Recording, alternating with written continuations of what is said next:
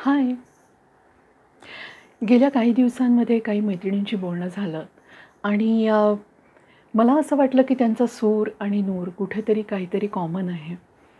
अ, मुख्य त्यातला धागा हा होता की अ, अलीकडे ना मला उत्साह वाटत नाही. सकाळी उठल्यानंतरच असं वाटतं की बापरे! केवढा मोठा दिवस जायचा आहे. अ, अनेक जणींना असं वाटत होतं की मला समोर काम दिसतं, पण मला ते करावंसं वाटत नाही. करायची इच्छा असते, पण माझ्याकडनं ते केलं जात नाही. दुर्लक्ष केलं जातं. करू नंतर असं म्हणतो, काम ठेवून दिलं जातं. रोजचा दिवस तोच आहे, पण आधी एवढा कंटाळा येत नव्हता, जेवढा आता मला यायला लागलाय. अ, एकीचं असंही म्हणणं होतं, की नवरा आता माझ्यात फारसं फिजिकल इंटरेस्ट घेत नाही, असं मला वाटतं. एकीला असं वाटत होतं, की आत्ता मला शुगर आली आहे आणि खूप लवकर आली आहे, लवकर वयात आली आहे, म्हणजे 40शी जस्ट लागली आहे. तर अशा सगळ्या साधारणपणे त्या तक्रारी होत्या, ज्यातला कॉमन फॅक्टर हा होता, की अलीकडे कंटाळाच येतो, कशात उत्साहच वाटत नाही. तर आणि आज असं झालंय ना हल्ली, की मेनोपॉज हा शब्द इतका कॉमन झाला आहे आणि त्याच्यावर इतकं काही सगळीकडे बघायला मिळतं. पॉडकास्टमध्ये असेल, वाचनात असेल, की एक त्याचा पण पगडा राहतो मनावर, की त्याच्यामुळे होतंय का? की तेच कारण असेल का? तर असं सगळं शंकांनी भरलेलं मन असतं. तर अशा बायकांसाठी म्हणून आजचा खास व्हिडिओ. मी म्हणते हे बायकांसाठी, पण काही पुरुषांना पण याच्यातनं टिप्स मिळू शकतील. बिकॉज मेनोपॉज असा काही पिरियड पुरुषांमध्ये येत नसला तरीसुद्धा आयुष्याच्या या टप्प्यावर 40शी नंतर थोडंसं थकणं, थोडंसं कंटाळून जाणं, ह्या गोष्टी खूप कॉमन आहेत आणि हे कोणामध्येही होऊ शकतं. त्यासाठी बाईच असायला पाहिजे असं काही नाही. तर त्यामुळे ज्या पुरुषांना पण काही या बाबतीत अडचणी आहेत, त्यातनं काही ना काही टिप्स घेऊ शकतात. तर बेसिकली बघितलं ना, आपला जर्नी बघितला लाईफचा, तर 30शी-35शी पर्यंतचा जो आपल्या आयुष्यामधला आपला उत्साह असतो, की मला हे करायचं आहे, मला ते करायचं आहे. खूप जणींचं म्हणजे स्वप्न असतं संसार हे. घर सजवणं असेल, मुलांना वाढवणं असेल, बऱ्याच गोष्टी असतात मनात. अ, असं होत नाही सगळ्यांचंच, की 40शी पर्यंत ती सगळी स्वप्न जशीच्या तशी पूर्ण झाली आहेत. आणि कुठेतरी असं होतं, की आपली कपॅसिटी जी आहे ना, लाईफच्या इच्छा पूर्ण करण्याची, ती कुठेतरी आता जाणवायला लागलेली असते, की "अरे, ये मेरे बस की बात नहीं है" किंवा "हे कदाचित मला नाही मिळणार" किंवा "हे मला कदाचित नाहीच जमणार आहे. मी उगीचच याचं स्वप्न पाहिलं आणि हे माझ्यासाठी आता हे अशक्य कोटीतलं असं वाटायला लागलंय." तर अशी थोडीशी निराशा पण येऊ शकते एखादीला, जर तिच्या मनात बऱ्याच गोष्टी राहून गेलेल्या असतील आणि आता तिला असं वाटत असेल की शक्य नाही. आणि आता जिनी सांगितलं की मला शुगर आली आहे लहान वयात. तर असा विचार करून बघायला पाहिजे यासाठी, की आत्तापर्यंतचं जे आयुष्य म्हणजे आपण 35शी पर्यंत धरूयात, की ते रशमधलं आयुष्य असतं. इतकी घाई असते, लाईफचा एक स्पीड असतो. मुलांना वाढवणं असेल, नोकरी करणं असेल, घराचे म्हणजे तारेवरची कसरत, घरही सांभाळणं, आपल्या सगळ्या मनातल्या इच्छा पूर्ण करणं, पालकांशी आपलं रिलेशन, असं सगळं सांभाळता, पाहुणे-रावळे असतील, हे सगळं सांभाळता या गृहिणीनं किंवा या मैत्रिणीने विचार केला पाहिजे, की आपण तेवढं लक्ष दिलं होतं का? 35शी पर्यंत आपण आपल्या स्वतःकडे लक्ष दिलं होतं का? आपण योग्य आहार घेत होतो का?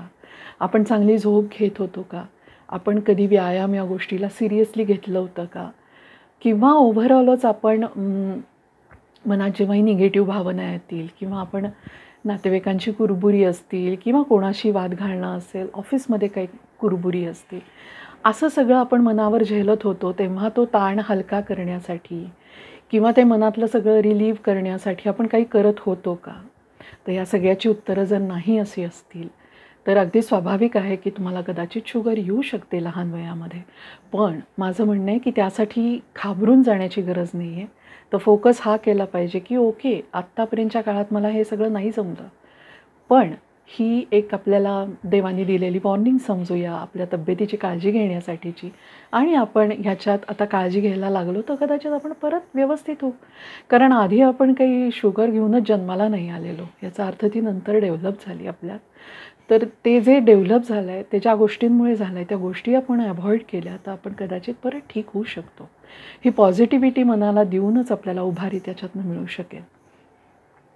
ज्या बायकांचा हा प्रश्न आहे की नवऱ्याचं माझ्याकडे फिजिकली लक्ष नाही आहे, तर इथे अगेन मी म्हणेन की याच्यावरनं चिडचिड राग करण्यापेक्षा समजून घेता आलं पाहिजे की तुमचा नवरा कमीत कमी तुमच्यापेक्षा 5-6 वर्षांनी मोठा असेल, तर त्याचं पण एक एज झालेलं आहे आणि ज्याच्यात कदाचित पुरुष जास्त थकतो बाईच्या मनाने, जे नोकरी व्यापात असतात किंवा तो स्ट्रेस त्यांना हलका करण्याची काही काय म्हणतो ना आपण युक्ती माहीत नसते, त्यामुळे तो स्ट्रेस घेणं असतं.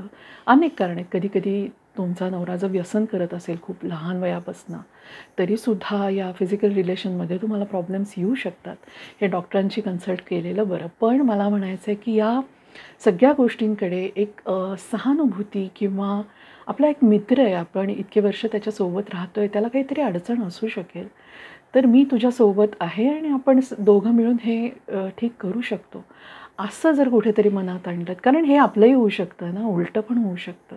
आपल्यामध्ये ती इच्छा नाही आणि नवऱ्यामध्ये ती आहे असंही होऊ शकतं. तर त्यामुळे हे कोणाचंही होऊ शकतं. तर आपली इच्छा ते ठीक करण्याकडे असेल तर आपण थोडंसं मैत्रीपूर्ण नात्याने या गोष्टी समजून घेऊन जिथे गरज पडेल तिथे सायकॉलॉजिस्टची, डॉक्टरची गरज घेऊन हे प्रश्न दूर होऊ शकतात. पण प्रत्येकाचा एक पिरियड असतो ज्याच्यामध्ये तो कदाचित जास्त थकतो आपल्यापेक्षा आणि दोघांचं एकसारखं नसेल. तुमची स्ट्रेसला कोप अप करण्याची क्षमता आणि नवऱ्याची क्षमता याच्यात फरक असेल ना, तर त्यामुळे हा फरक राहणार आणि हा 40शी नंतरच्या एजमध्ये तुम्हाला हा जास्त फरक दिसू शकतो. बायका त्या मानाने स्ट्रेस लेवल जास्त चांगली हँडल करू शकत असतील कदाचित. पुरुषांना ते जमत नसेल, असंही असेल. वैयक्तिक आहे हे अगेन. दुसरं ज्या बायकांनी सांगितली की कामाचा कंटाळा येतो. काम दिसत असतं, समजत असतं, पण काम करायचा कंटाळा येतो. तर मला असं वाटतं की इट्स नॉट अबाउट काम. हे काम हे एक त्याचं लक्षण झालं मी म्हणेन. मनात काहीतरी असं आहे राहून गेलेलं किंवा मनात काहीतरी खलतं आहे तुमच्या, ज्याचा परिणाम म्हणून तुम्हाला काम करायचा कंटाळा येतो आहे. तर ते मनात राहिलेलं काय आहे? ते जर शोधलं, तर त्याच्यावर उपाय केला, तर काम करणं तर प्रत्येकाला माहिती आहे आणि इतके वर्ष आपण करत आलो आहे. ते सातत्य, उत्साह टिकवण्यासाठी ना, मला असं वाटतं 40शीपर्यंतचं आपलं सगळ्यांचंच, पुरुष बायकांचं, स्वतःकडे लक्ष देणं खूप कमी होतं.